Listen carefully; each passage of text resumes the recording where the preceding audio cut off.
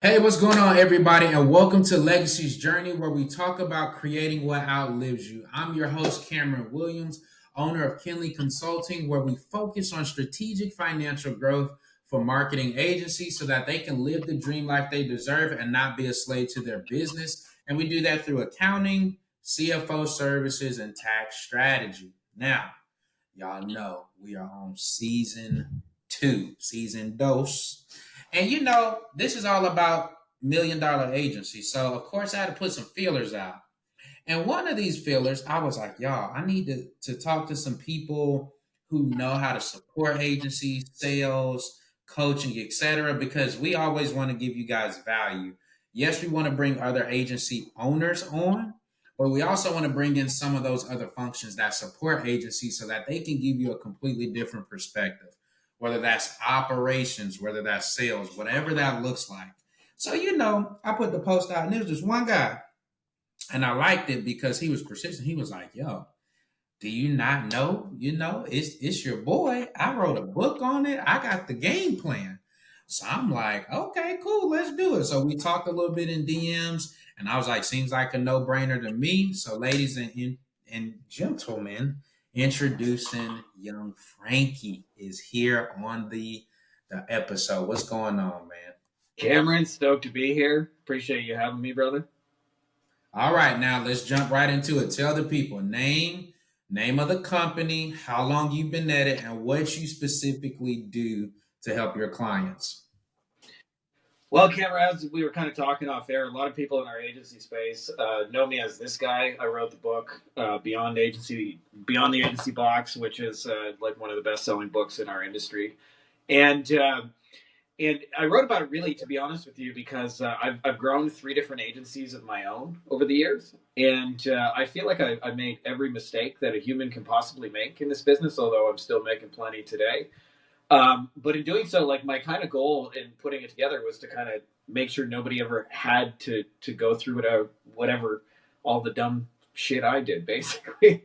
And what I've become kind of known for in this space, what a lot of people know me as, is we do all our sales and all our acquisition and all of our hiring, and really throughout the entire process, we do everything entirely through video, which means like clients sign up without sales calls, without talking to us for 60 to 90 minutes. They just say they watch a video and say I'm in, and they send us payments, and then we use video to assist with the onboarding process. We use video to assist with the client communications. I always say, like, I'm going to update you before you ask, but we don't do meetings and phone calls. Is that a deal breaker for you? And if they say no, then we continue forward, and we don't do meetings with our clients. And also, like, when we build our team and things like that, like I use a lot of video and Google Documents and things like that to train our staff, to filter them. And so what this has allowed me to do is I actually got a T-shirt on today that just got sent to me, but I'm known as like the more beach kind of guy, and it's not done as like like purely some kind of like magic formula. It's really just making digital you be the hardest working person in your company. And so that's how a lot of people know me, as the guy who sells a lot of stuff through video without actually doing sales calls. Okay. So see, y'all know, I feel like I say this every episode now. I use the phone to take notes. Y'all know this. So, all these guests we have on here are just so smart that they just say things so casually. Notice Frankie was like, yeah, I've had three agencies, three whole businesses that he's done and worked in and made successful over time. So let's dig into that, because some people are on their first one. Some people, I know some that have scrapped the first one because they didn't like how it was set up, and they're on business number two. What are some of the things you learned in that agency journey? Well, you currently have one, but with the ones that you would say were not how you wanted them to be, what are some things that you learned that you could tell the young kid that's 25, or the person that's switching from corporate to this is my first full year going all in? What are some of those things you can kind of warn them to look out for? Don't make this mistake because it's going to cost you like this. I think one of the most hidden, most important kind of metrics in our business, and I see it because one of the things that I, because I get to consult with like so many different agency owners, like I literally see thousands and thousands of agencies every single year inside. They somebody who's kind of like a mentor in the space, like people bring me their for lack of a better way of saying that. And so I get to see like a lot of the struggles, a lot of the ones that are going well. And I think one of the things that is one of the most important things is like, and I wish I knew how important this was in the beginning, is getting the right people in the door in the first place. I used to think like when I started, like my kind of client criteria, if you could articulate it out loud, it would really just be anyone with a credit card. Like that was my client criteria. Anybody who was willing to pay me to do was a client. And so I kind of said yes to everything. And I didn't really know any better. And so I did websites. Somebody asked me, can you build a website? Even if I never build it, I'll Google it. I'll figure it out. Yes, I can make you a website. Somebody says, do you do pay-per-click? Of course we do pay-per-click. Do you guys do SEO? Yes, of course. And so we ended up getting, like in our first agency, I probably had, it bounced around between like 120 and 150 clients at different points. But we did like 60% SEO for plastic surgeons. And then there was like a whole mix of just other things.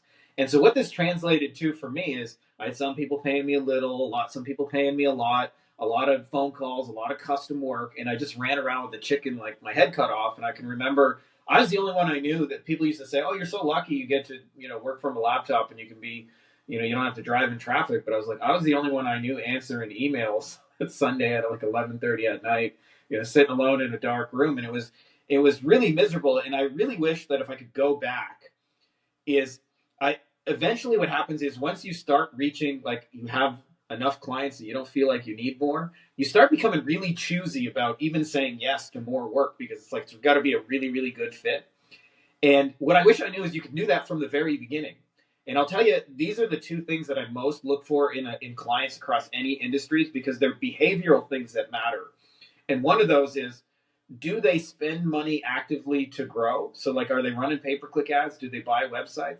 And I call this idea the shoe buyer's idea. And it's an old Dan Kennedy thing that everybody gives me credit for. But it's the idea, if you're selling marketing services and you compare it to like selling shoes, what most people do logically is they try and sell their services to businesses that have no shoes on. They're barefoot.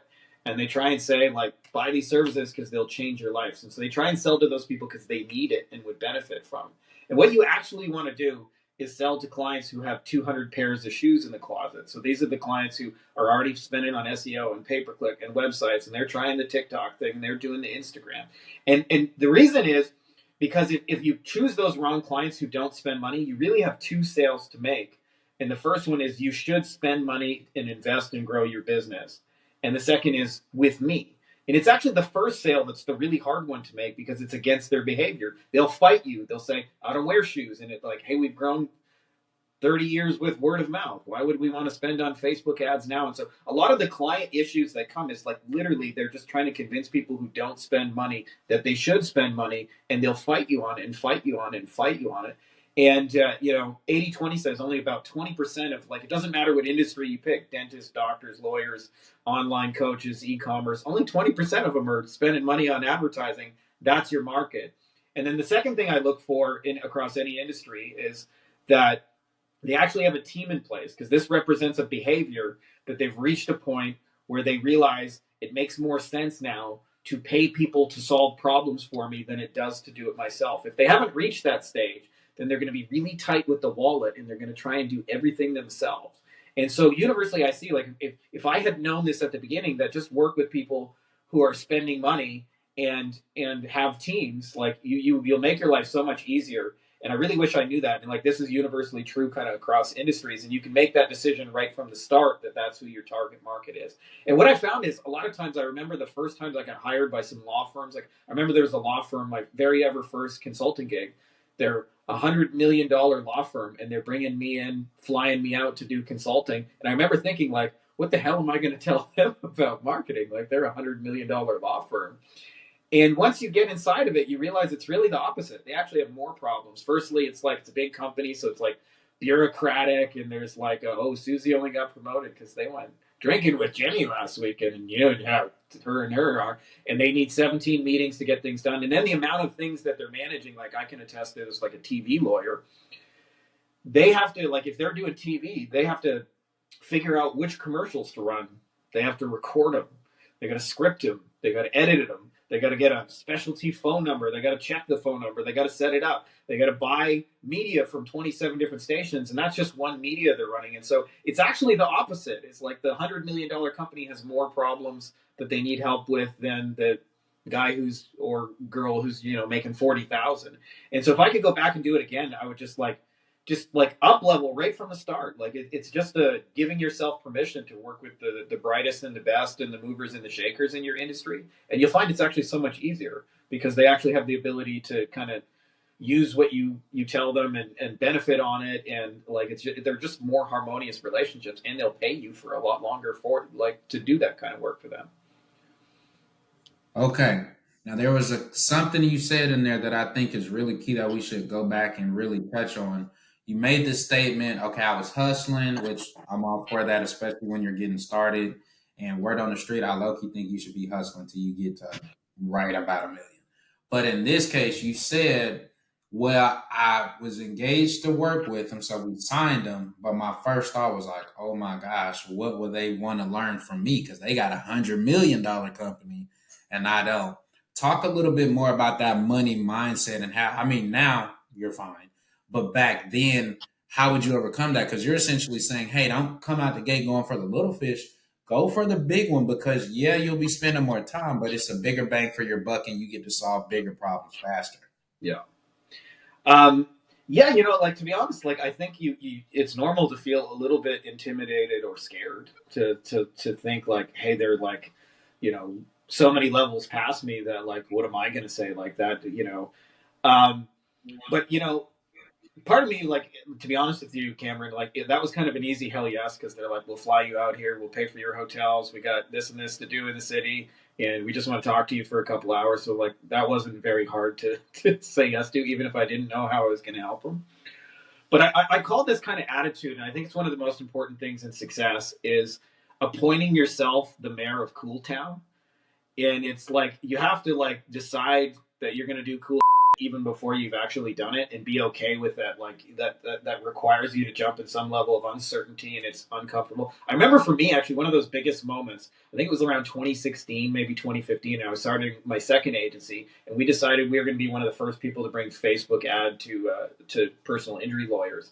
And I remember at the time I was on LinkedIn and I had made this decision, and my previous agency had been all about plastic surgeons. So, like, I was starting at zero. Like, I knew zero lawyers. I didn't have a friend who went to law school. I never had to hire a lawyer. I didn't know anybody who was a lawyer. Like, I didn't have any LinkedIn connections that were a lawyer. Like, I literally knew nobody and was starting at zero. And I still had the audacity to change my LinkedIn profile at the time. I remember I rewrote it to say attorney marketing expert, which I thought was the funniest thing in the world when I wrote it, because I'm like, I don't even know a lawyer. Like, to call my like it takes a level of sort of like brass balls, as what Dan Kennedy would call it. But you have to be okay with just like appointing yourself mayor of Cool Town and being like, and what you'll discover too when you do that is that you actually can help those people, and sometimes it's really obvious. Like for me, like I mentioned that consulting thing, but I sat in a room, I looked at their numbers, and then I listened to their staff argue for an hour about what they should do, and then they asked me which of they should do, and I'm like, that guy's the one who actually knows what he's talking about. Listen to your manager, Eric, and go do what he says and follow through that. Okay, we're going to go do what Eric says. And sometimes it's like it's actually really obvious and easy to be able to help those people. So I think there's a part of you that owes it to them, because one of the things that I don't think enough people appreciate is like, and you can attest to this, Cameron, like it's hard being a business owner and running your own. And you got families to juggle, and you're not only just responsible for your own family and your own livelihood. There's employees who depend on you. There's employees' families who depend on you. There's clients who depend on you for their well-being. Well, it's the same thing if you run a marketing agency for your clients. Like, they don't have a lot of people they can talk to about these things who would understand their challenges and why they're trying to build what they do. And so when you come in with a little bit of that kind of brass balls and like just be okay with that, like you're calling yourself the mayor of Cool Town, even though nobody voted you the mayor of Cool Town, you're just self-appointing. And what you'll find is like when you actually get in the trenches, more often than not, you can actually be useful to those people. Okay, so kind of being willing to step out on faith a little bit and then being able to just kind of not learn as you go, but walk in the genius you know you have. It just may be a bigger situation that Yeah. can bring it out. Oh, okay, Exactly. I feel it. All right, so now you're on business number two. This is the second agency. You're running the ads. What are some new things that you learned that was different from your first go round? Well, I'll tell you the biggest thing I realized is I called this the difference between custom and customization. They sound like really similar words, but like what they create for you experientially are like massively different. Custom is what I did in my first agency, and what it meant was every single client who came to me, I was solving a new problem. Like one person would say, "Hey, can you get me ads with? Can you get me some breast implants with pay per click?" And I'd say yes. Another person said, "I want to make a website to, sell this thing." And so I said yes to everything, and I started getting like really outside what we were kind of about. Like I remember I had a bankruptcy lawyer. Can you do SEO for me? Sure, why not? Is your credit card work? Yes, it does. So I did everything for everybody. And what I wish I knew is that anytime you get like hired to do some new work, there's an energy spike to fulfill that. And the way that gets easier, like anybody who's ever gotten a new client can confirm what I said. Like most of the work is in the very beginning, getting them on board and getting them set up, getting access to accounts, having meetings, getting on the same page, and blah blah blah. When it's humming along, it's like 10 times easier. And so what happened in our second agency is we started solving only one problem for one kind of person and said no to everything else. In a polite way, I would like refer people out the door and say, "Hey, that's just not what we're going to this business is about, but I'm happy to refer you to somebody who can help you." And what ended up happening is I was trying to get these Facebook ads work for injury lawyers, and what we could do is like I could look at the whole thing as a system. And so, like for example, like I think in the early stages we might have had 20 clients. Well, I could if I had 5 ideas I wanted to try, I could try them across all those different accounts. And when it worked for one, like I gave the same solution to everybody almost instantaneously. It's because I wasn't solving 20 problems for 20 people. I was solving one problem for 20 people. And therefore, anything that was gained for one person could be used elsewhere. And so the whole thing got like dramatically easier. And that's the difference between custom and customization. My first agency was custom.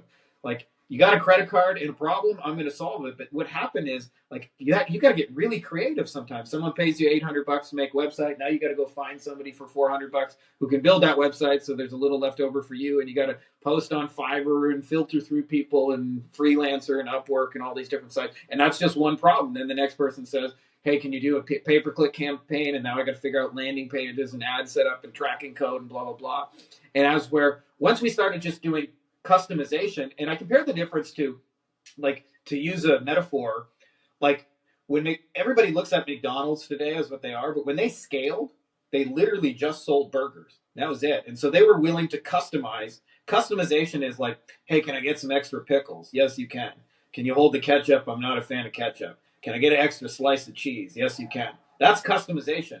Custom is like, I don't really feel like burgers today. Would you guys make me a pizza? And then you go run out the door. And now you got to make a pizza recipe and like, you got to get the 00 flour and you got to make a pizza oven. And then the next person comes in and says, "Do y'all do Chinese food?" And then you're like, "Okay, I got to get a wok, figure out some spring rolls and all of that." And the next person says, "Do you guys do catering?" And now you got to figure out how to drive to a location. And that was like my first business. As long as they came in, like as long as a food issue, I would do it. And then the second agency, it was more like, "No, we just do burgers around here.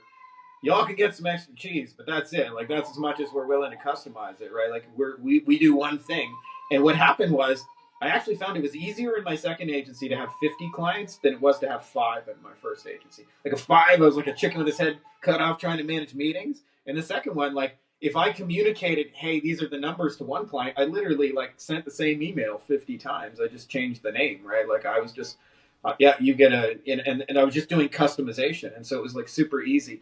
And it was like, the ads were always the same. Like this guy gets purple, this guy gets blue, and he gets his brand colors and all that. But it's the same ad I'm rolling out for everybody. So it was like, it just became easier because it was just like a fast food burger, super easy to fulfill on. And this is the thing that took me a long time to realize. It was actually more valuable for the clients. Like they didn't want this long journey to get to results. Like if you got a thing that already works, just give it to me. If you got something that's working for someone else, put it in my business. I want it, right? Like they didn't value the custom solution as much as I thought. And so that was probably the biggest thing I learned. It's like you can actually do way less and have it easier by just like, making burgers metaphorically over and over instead of, "Hey, we're a restaurant. Anything you want food wise, like we'll do it." Okay, wait. But some people will argue though, but if you're doing it that custom, doesn't that mean you get to charge higher prices? I know the answer to this, but I feel like you should let the people know. Um, it can be true. So like usually like if you're working with the top 1 to 3% of your market, like the real movers and shakers. So I mean like if you work with real estate agents, you're not working with just any agent who calls themselves a real estate agent, but the guy who's on every billboard and he's got 100 staff all over town, like that kind of thing. Um, if you're working with movers and shakers, then the margins on custom work can still make sense. Like I have friends who do custom SEO. Their clients pay them 20 grand a month for custom SEO. Like you're getting 20K a month, you can customize that shit. For most people in our space who have like a 1 to like $3,500 solution, which is where I find the vast majority of people. If you're doing that on custom, you're gonna have a really hard time being able to fulfill on that and do it well and not drive yourself crazy. And so, like, I'm not against custom. Like, there's tiers of clients. Like, I've had clients pay me 100 grand to do something. Like 100, if you write me $100,000 check, I'll do something custom for you, right? Like that. That's in the books. But I look at it more like, and the way I kind of explain this to people, I'm like we did Facebook ads. Imagine somebody who came to you and said, we can bring you a $2,500 per month Facebook ad client, and they'll pay you right now. Or on the other hand, we have a system that clients are paying $2,500 per month for, and we can give you the system. And if you're smart, you'd much rather own the system than have individual clients because the system is repeatable and clonable and can be used again and again and again and again like that. And it's actually more valuable to the clients because it's like say somebody gets hired for a website. It's the difference between like um, sure, tell us what you want and show us websites you like, and we'll go back and forth. And after like 6 weeks, hopefully you'll have a website you like, and then we'll do some changes and update it. And after a couple of months, you'll have your brand new website. Or it's like, hey, I already have a website that's working for another plumber in Oklahoma. We're crushing it with this thing. I'd love to just swap it out. I'll change his number for yours. I'll put your logo for his. I'll put your colors and blah, blah, blah. But it's working, and we'll just kind of plug and play. And I can have it up and running by the end of the day. Like, that's way more valuable. So I'm not against the custom stuff, just only if you're doing it at the top high end of the market. But for the vast majority of people, it makes more sense to have a predictable machine than it does to try and be all things to all people. Because at least for me personally, that just like left me ragged, working 80 hours a week, having constant meetings and phone call day, interrupted all day long. Check my email 50, 100 times, constant incoming text messages, like just firefighting all day long. And when you got 20 clients and you're doing the same thing for them, it's just like you send one email one time. This is your update across the board, and you just get a bunch of replies back. Thanks for the update, and then you're just figuring out one ad, and you got the team building just one thing that day. So like you can do a really good job on that landing page. No lie, I want that over there. It's got to say that word. That's really important. Those kind of things. And so that's been my experience. Is that custom will run you ragged. I'm not saying it can't work because if you have high enough margins, you can bring in like kind of top tier talent that you can then subcontract those problems to. But it's a tricky model to make work if you're going to try and do it at scale. Okay. I hope y'all heard that. Essentially, nothing wrong with either, but you better know your margins. But here we go with a nice segue. You can't know your margins if you don't know your profits. Show them the book again. Show them the book. You gotta show them the book. All right, so now let's go into it.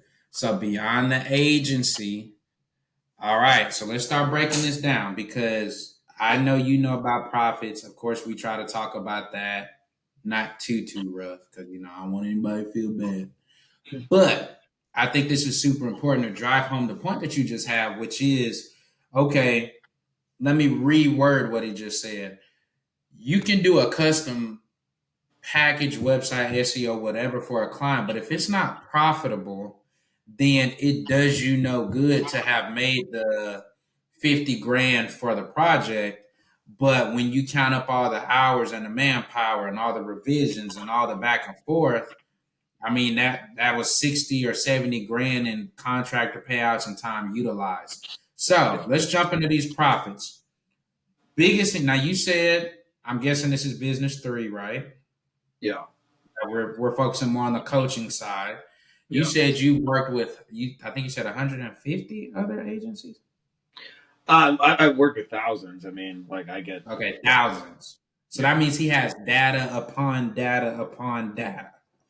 Tell the people top three biggest financial issues that you see when you start working with a client. Um, I think this is universally true across industries, and I think like in a way that can be the most useful to the biggest number of people. And I'll just kind of relate it to what my journey was in that because in my business, I used to think like once I got to like 10K a month, life would be peachy because I'd never need a job again. And then I got to 10K a month, and I never needed a job again. I haven't had a real job in like 20 years. That's been amazing. No alarm clocks and all of that. And then I thought, when I was at 10K, if I could get like to 50 or 100K, I would never have money problems again as long as I lived, and I would never Mm, stress about money, and like just everything would be awesome. right, right. And I think a lot of people think that at some like magic number, you don't have financial worries, and it's really the opposite. It's like when the problems happen in business, like they get bigger fast. So I always say like it makes 90% of your life way easier because like I don't have to stand in line, I don't drive in traffic, I go to the beach on a Tuesday afternoon if I want to go on a Tuesday afternoon. Like I do when I want to do, and there's it's like total freedom and autonomy. But the 10% where it's harder is like exponentially harder. So like for me personally, I remember um, my wife got pickpocketed with my wallet on her. She went to go take out some money at the money machine. She had my wallet on her. Now I'm the Canadian citizen who's living in Mexico, and my bank was like, "Hey, just come on in, and we'll just get you new cards." And I'm like, "Well, that's great." I'm like 4,000 kilometers away, or I should say, like 2,500 miles away, and not anywhere close. And on top of that, so I had no access for an entire month to my own money as I was trying to figure out that situation. And I still got software to run. I got employees to pay. And so I had to get like crazy creative, which is raising funds. I remember we were selling courses, and I was like, you got to pay me through TransferWise and send it to my Mexican bank account so I can actually pay people. And we were able to keep the machine afloat until I got access back to kind of like the mainstream kind of thing. But it was like it's a really hard period. And so I think there's a tendency people think that when you look at businesses and they're successful, that they don't worry about money anymore. And it's the opposite. Most of them realize like I'm just 1, 2, 3, 4, 5, 6 bad months away from this whole thing going to total. Um, and so like they don't usually feel super secure. And I'll tell you a pain point that every business owner experiences is once they get staff, nothing drives you crazy more than when you don't know what to do productively with your staff because you don't really have like productive work for them. So it looks different in different industries. I've heard a dentist say, I really don't like when my hygienist chair is empty. And what he or she means is like, I pay that person 80, 90 grand a year. And when there's a patient there, they make me $40 an hour. But when there's nobody there, they cost me $40 an hour plus health benefits. Plus, I got to heat the building. Plus, I got insurance. What that looks like for like a general contractor is like the crew of guys say, "Hey, what do you want us to do now, boss?" And they don't know what they're supposed to do, and so they go sweep the floors one more time, Cameron. And you're like, but they know deep down like that they're paying him. Like I'm paying this guy $40 an hour to sweep the floors, and and an e-commerce person may have a virtual assistant who says like, what do you want me to do? And they don't know. And so universally what happens is business owners stress about like keeping their staff paid and optimized, and it's a lot of responsibility. Like you realize like, hey, if we just have a couple bad months and I have to lay people off, like they're going to lose their job, their family's not going to eat. Like you carry those pressure with you all the time. Yeah. And so um, what you really do, by the way, as an agency owner, is you actually help business owners with those real things. A lot of times people think, hey, I just run websites, I just run SEO, I just do pay per click, I just make funnels, you know, I just got a little go high level SaaS and things like that. And in reality, what you're really doing for people is in many ways like helping them sleep better at night because you help keep the machine running in an optimal nature where they can actually not worry about those things. But it's one of those things like you mentioned it like universally, I see that true across industries. It's like thinking, hey, once they reach a certain level, they're not stressed about money, and it's the opposite. They just worry about it more, anxiety about keeping their team busy and their staff full and keeping the machine going like that. Um, and for all of us, like there's a level of uncertainty in it as well. So I see as well, like business owners in general, we all have like frustrations. Like for me, when the tech doesn't work like it's supposed to, we all have overwhelm where there's just like too much to do at some point. Your brain is like, I have no idea how I'm going to get this to-do list done. That we all have points of being anxious about the future. Like I need that to come through yesterday, and it's still I'm waiting one more day on it. We all have points like that. Like a lot of times people think, oh, you get past the money anxiety. I actually remember Elon Musk. He sold PayPal and sold some other company, and then he had reinvested into Tesla and some of these other businesses he started, and he had to borrow his rent money. Like just made $600 million yesterday. Got a hey Cameron, can you lend me a few bucks so I'm not sleeping on the couch? I'm gonna stay at the office this week. So it happens to us all as business owners, and I think a lot of times people look at the part of the life that's 90% better and think, oh, that must be nice. It's all rainbows and butterflies. And for me, like I go to the beach a lot with my kids. I take a lot of selfies there. It's like that's how we really live. But 10% of my life is like exponentially harder in ways you can't imagine. And that's where you guys as agency owners like come through and are so valuable to people because you actually help them with those like real life challenges. And that's why I say it's about way more than pay per click and SEO and just websites, because universally like people need to keep their people busy and productive, and you guys contribute to that. Okay, now he said a lot. All right, this is what I got. Common things agency owners struggle with. Once they get staff, lack of work, stress about keeping their staff paid, they make more money, but are stressed about, AKA, more money, more problems. Yeah. All get overwhelmed because there's always the appearance of seeming like we got a ton to do. Let's bring that to the actual money side in regards to finances. What does that look like? Because you talked about them like we're making the money, but now I'm sure when they're engaging you with coaching, you're like, well, yeah, you're making the money. So what is the real struggle here? Like, what does that actually translate into? Because, like, on our side, that turns into there's a cash flow problem. Like you made 70 grand, but the reason you're feeling like there's no money in the bank is because you took 20,000 in distributions, or you transferred some to your sister, or you put it all on your credit card to try to bring that down, or you put it all on a down payment. So what from your side does that translate into? Um, you're 100% right. I wonder if I could kind of just like there's to me like there's always ebb and flow to like managing the cash in your business. Like since we're kind of like talking about cash flow, and there's times where it's really good. And a lot of times people realize like even when it's really good, you don't feel super secure. So like I'll talk to somebody, they're doing 400K a month, they're netting 80, which means like they're basically walking away with $1 million before taxes. Most people would look at that and go, "You're crushing it, man." You And killing it. you killing it, man. And the reality is that person on the inside is usually thinking about, okay, I'm making 80K a month. But anybody ever had a business that was like a straight line, linear, easy growth, no like crazy wild highs and lows? Not me personally, not anybody I've ever met. And so usually that person is going, yeah, I'm netting 80K, but all it takes is like 2 bad months, and I got to put $500,000 into this business. I don't know. So they don't feel like they have this like massive amount of runway where they can make mistakes and stuff can go wrong. There's like they need this machine to continue on, and that's in the good times. And then in the bad times, there's often times where it's like I always say it's not an issue of resources; it's an issue of resourcefulness. Like when it's bad, when it's challenging in entrepreneurship, like if you want to stay in the game, you got to get resourceful. Like for me, it would have been very easy to shut down shop and just say, all right, nobody gets paid for a month until I get my cards back.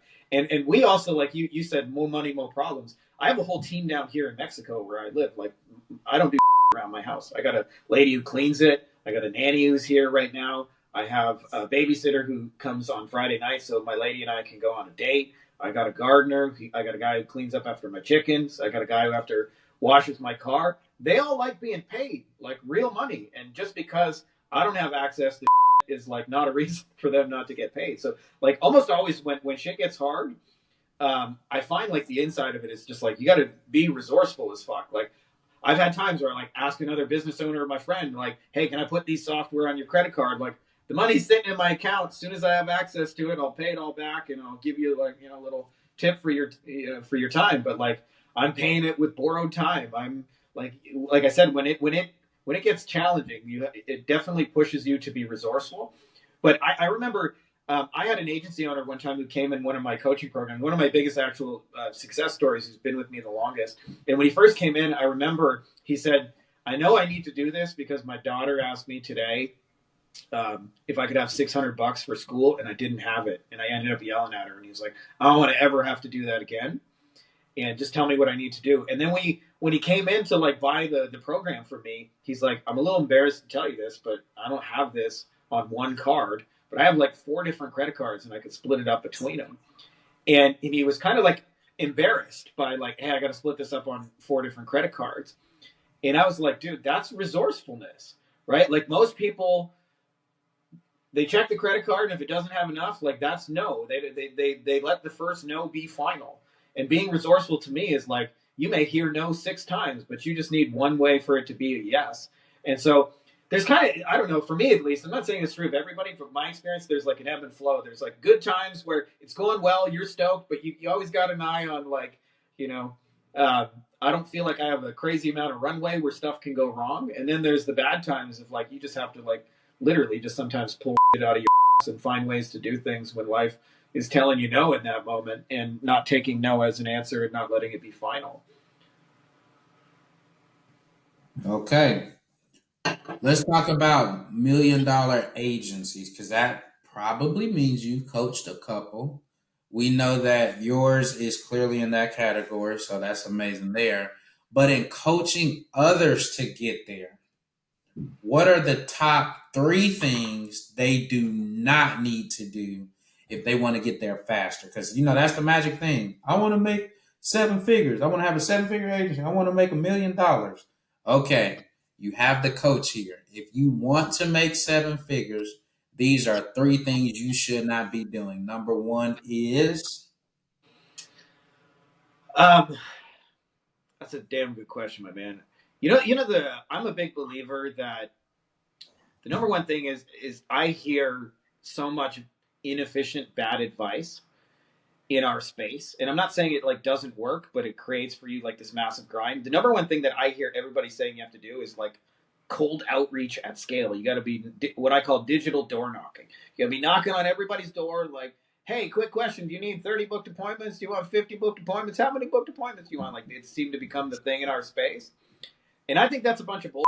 And I'm a much bigger believer in like being strategic and finding the movers and shakers in your industry and collaborating with them in ways where it benefits them and what they're trying to do and also benefits you and your journey to get clients. And I'll tell you why I'm a believer in that, because twice my agency has blown up because I just got connected with the right person in my space and they're like, oh, we already know everybody, we're recommending you. Holy now there's hundreds of clients coming out of the woodwork to work with us. Was never possible before that person's kind of contributions. And so, like, you don't need to be knocking on digital doors. You're an expert. Like, a heart surgeon doesn't go, hey, do you want to buy some heart surgery today? So just seeing if anybody inside needs a $250,000 new heart. He doesn't do that. but He wait, lets you some come to him, people right? And so I'm a big realize believer. but you realize you saying this would technically put a lot of people out of business because that's what they live on. Yeah. Hey, here's a script. You need to go send 10, 20, 30 DMs a day. You need to go add 30, 40, 50 people in your niche a day. That's what people teach out here. And you're literally saying, no. Well, I'm teaching a different version of it. And I'll tell you, like, a story that kind of illustrates the point.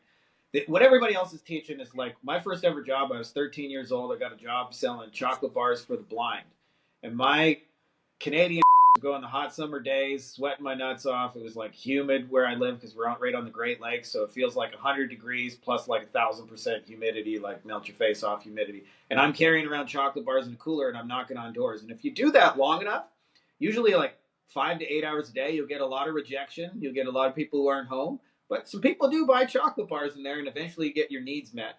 And for me, that was like I just wanted Blockbuster money and go get some candy. So I was like, I made $50 so I can go to Blockbuster and I can get some candy. I'm like winning at life. But once a month, our manager, he would go to the local grocery store and we would drive up to the manager and he would say, hey, like we're selling chocolate bars for the blind. Do you mind if we sell them outside? And the manager was always cool with it. He's like, go ahead, go for it. And we would have 8 kids. There were 4 different entrances. We put 2 kids at a door. And within 15 minutes, every single kid was out of chocolate bars.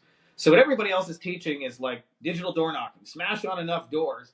To me, what I'm a bigger believer in, like go to the grocery store that already has everybody who's hungry, who spends money, who like they even get together there. They drive into the parking lot and make a deal with the person who already controls and owns your marketplace, and you can do it so much faster, and you don't need a script, and you only got to talk to one person, right? Like we're not talking like you got to cold message 40 people a day.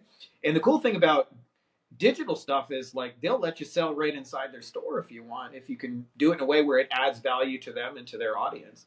And so I'm a bigger believer in doing that. And I think the magic script stuff, it reminds me of, I had a friend, well, I mean, he's still my friend, but um, Dave Miz, and he was the first guy I knew online, and he that was like having real success. He was like a god in my eyes because like Dave is making real internet money, and so I followed all his stuff. And he had a program called Insider Internet Dating, and he was teaching guys on the internet how to use dating apps way before dating apps were like big and popular. Like here's how you can meet girls on the internet from your own living room, and it was an amazing like kind of revolutionary idea at the time. Obviously, not so much now.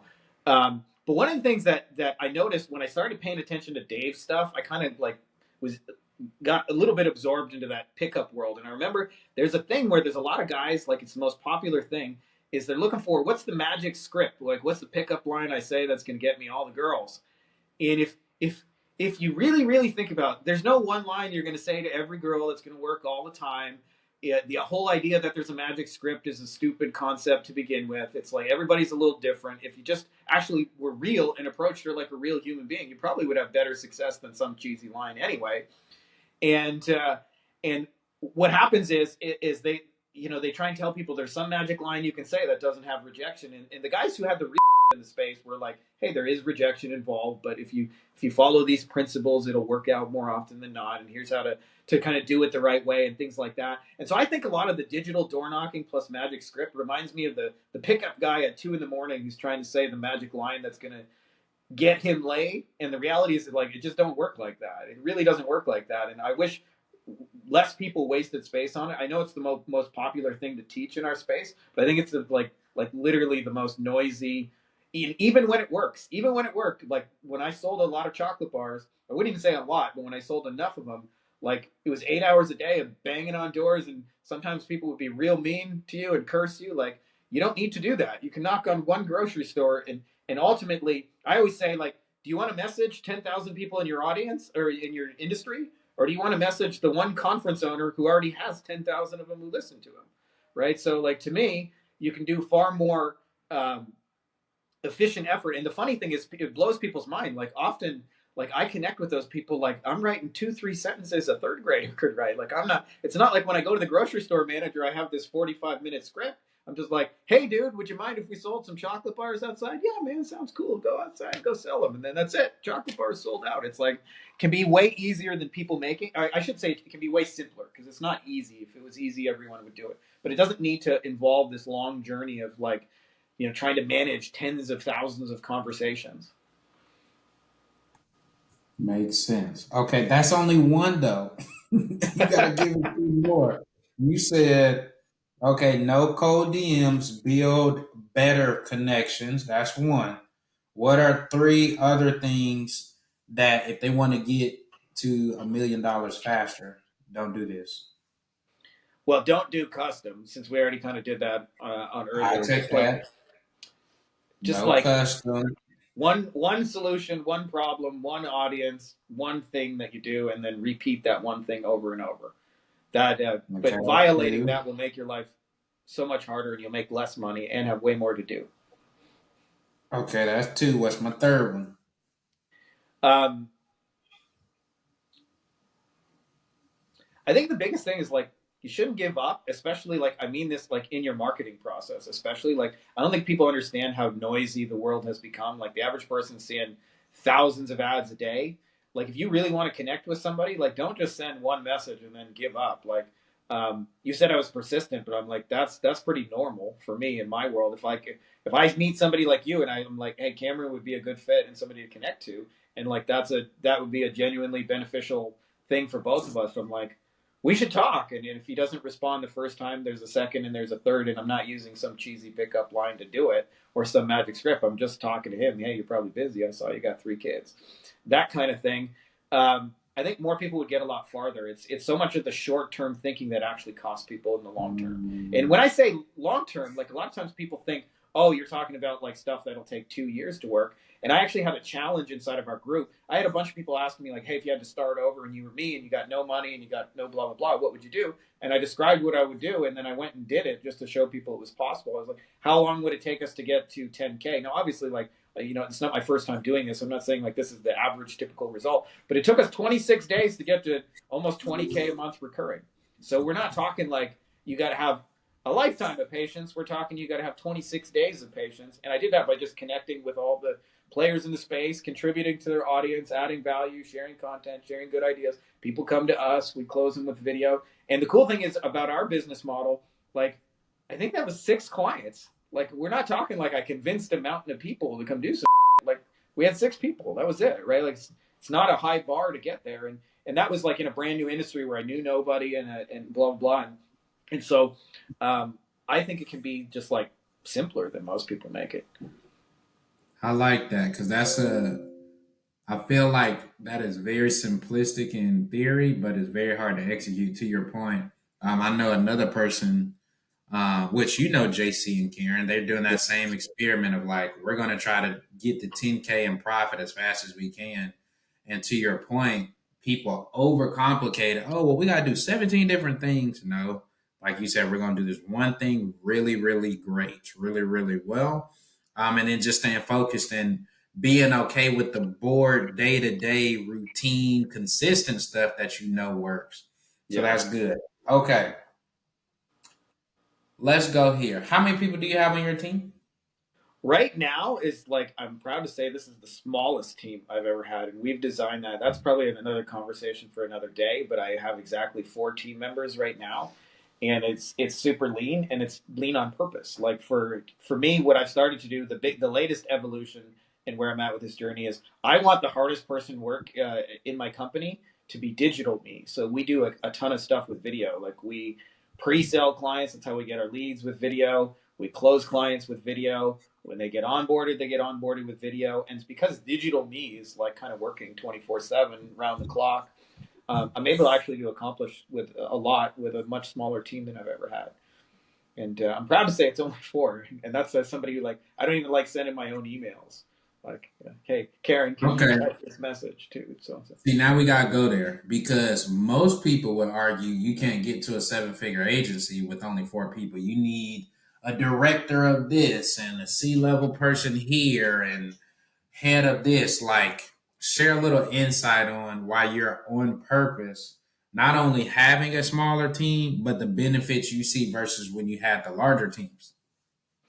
Yeah, so my first agency is probably the largest team wise. We had about 40 to 45 total people working for us. A lot of virtual assistants. I had some like college kids here in the U.S. doing like editing, and yeah, it was just a like mix of people. I had a manager and an operations team, and we had some account managers, and that was the whole team. And I'll tell you, after like 7 years, I literally just one day decided I didn't want to do it anymore because I was like, I had achieved the financial success that I kind of set out for, but it was like it was leaving me with nothing left. I was like working 80 hours a week. I was just like so one dimensional as like a human being because all I had time for was business. I never had any fun. I never went to eat something nice. I was always stressed out. I was always checking my phone, my email. I never went more than 5 minutes without checking my email to put out the next fire.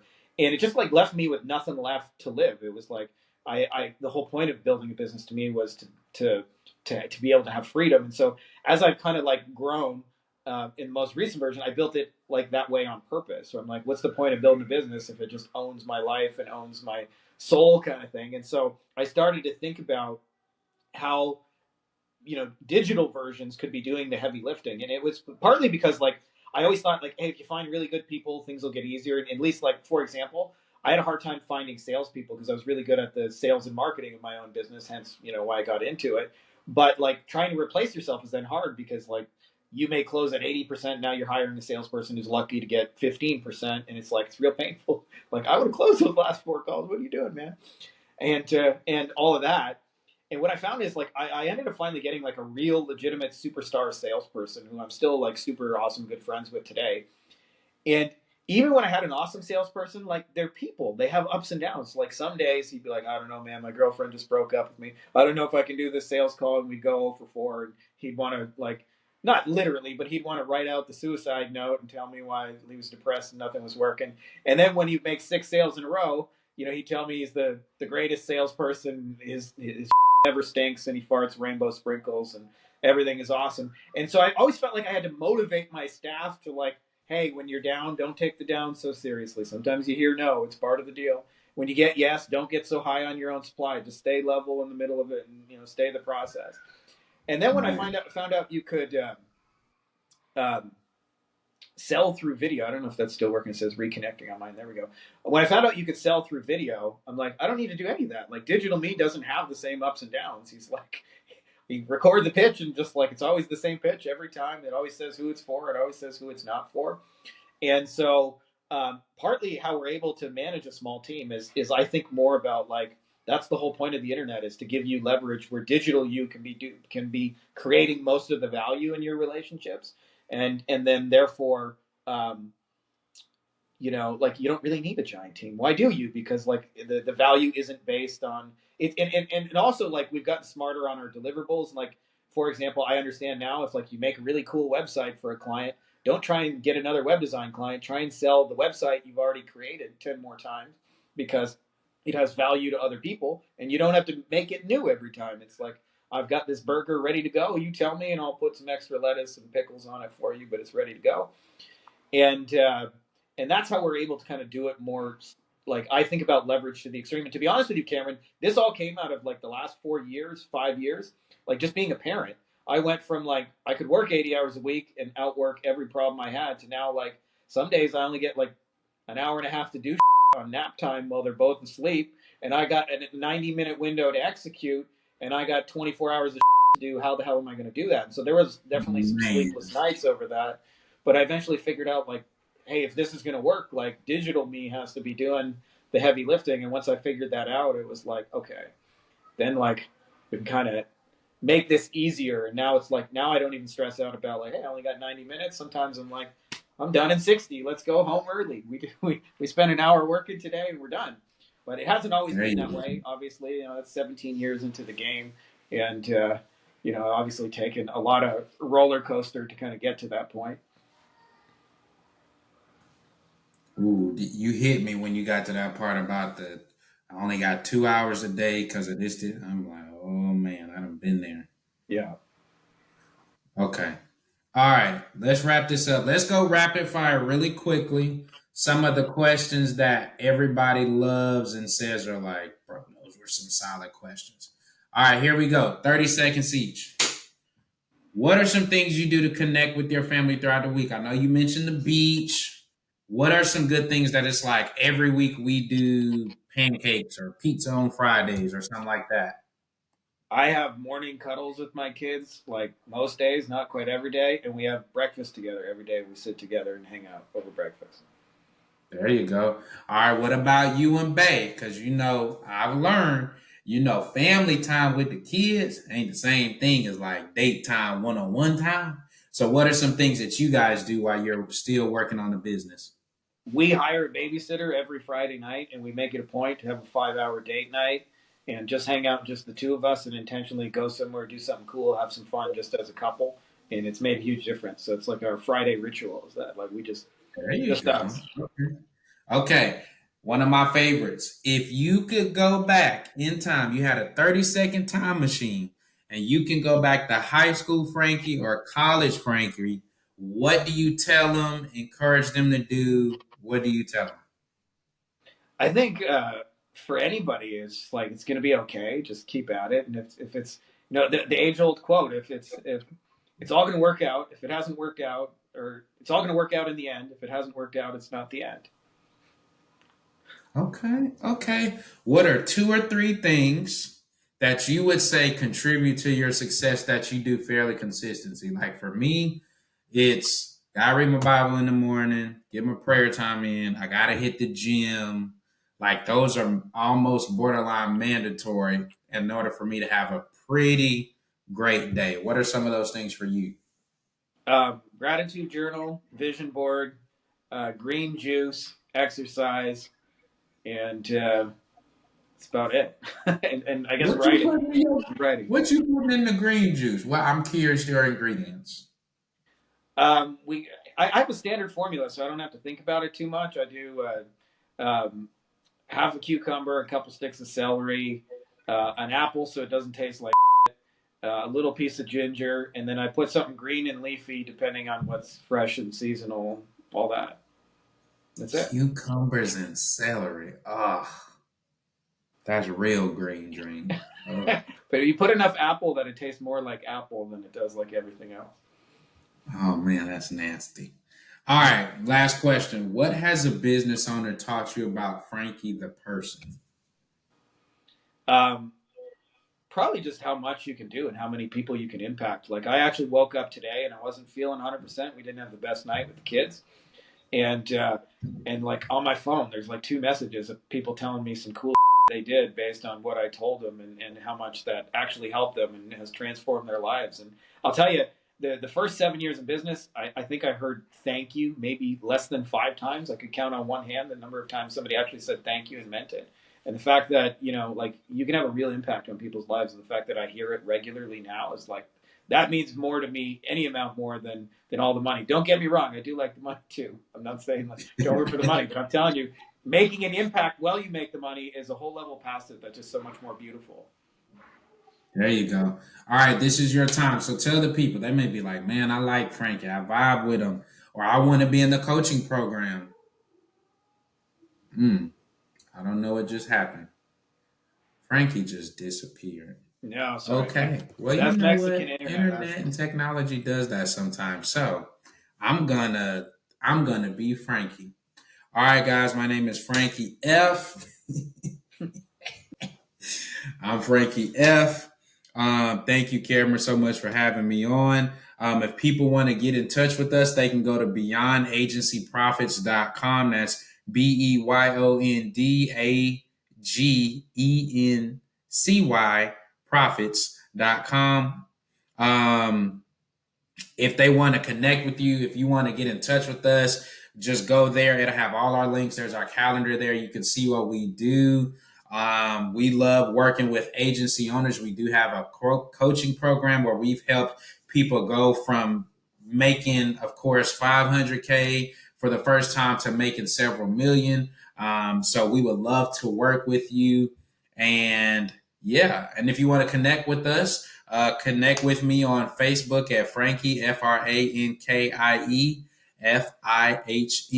So yeah, man. And if y'all are ever down here in Mexico, come on to the beach and we'll have some fun and hang out. You know what, Frankie? That's dope. All right, y'all. I'm laughing because I don't know what happened. I'm guessing his internet went out or something. But with all that being said, just to summarize it, because I got the notes. See, this is why you got to pay attention to your guests. All right, so some of the things we talked about. He's had 3 agencies over time. Some of the biggest things he learned was just about himself and who he was. That he didn't want to be that person that worked 80 hours a week. He wanted to have some of that time freedom to spend it with his family and be there for them. So he made sure to make a digital version of himself. So he uses a lot of videos to kind of automate some of those processes in his business. One of the things that he said that you should definitely be paying attention to is you don't want to always do custom. You want to do customizable, using a burger difference and a restaurant analogy, right? You want to be McDonald's, or, we from Atlanta, so, Chick-fil-A. Chick-fil-A, we only do chicken sandwiches, chicken fingers, chicken nuggets. Don't come here asking us for burgers and pizzas because we don't do that. It helps you to be more efficient. You have better margins. I mean, you can better help your client because you know what already works and you have the feedbacks to and the data to prove it. So that was a good one. He said common things that he's seen agency owners struggle with in coaching them is once they get staff, there's no work to do, stress about keeping their staff paid. They make more money, but are stressed about it more, aka more money, more problems. Shout out to Biggie. All get overwhelmed because there's so many things to do and it may be a short day. Maybe your kid got sick, so you're having to take care of them. Man, I can only work 3 hours a day. What do I get done, even though I have this huge task list? He also said three things to not do to get to $1 million. One would be like, don't just do flat out cold DMs like door knocking. It would be better for you to build a better connection with a higher person in the niche, somebody who owns the group or is a thought leader, than to go the other way around because you get more bang for your buck. Going back to the don't do custom, do customizable, and don't give up on your marketing process because it's so noisy in today's landscape. You're going to have to be more persistent. You're going to have to reach out more than once and give some value in order to get where you want, which is to close the deal and make that impact. So, with all that being said, I'll probably hear from Frankie in a little bit, but shout out to Frankie for coming on here and spending some time with us, guys. If you enjoyed this episode, make sure you like it, you share, you subscribe, and you tag somebody who needs to hear it. And like I said, we're so dedicated and committed to trying to get you guys the best guests that will give you value, that will share their journey with you. So as you climb to that $1 million agency, you now know some of the pitfalls to watch out for. When you try to share your story, you will now know some things to maybe double check or maybe think about, or when I want to buy this agency, I need to make sure they don't do this, but they do this. So with all that being said, y'all, appreciate y'all so much for listening in and tuning in. Until the next episode, you know what we always say here, take care of yourselves and stay safe. See ya.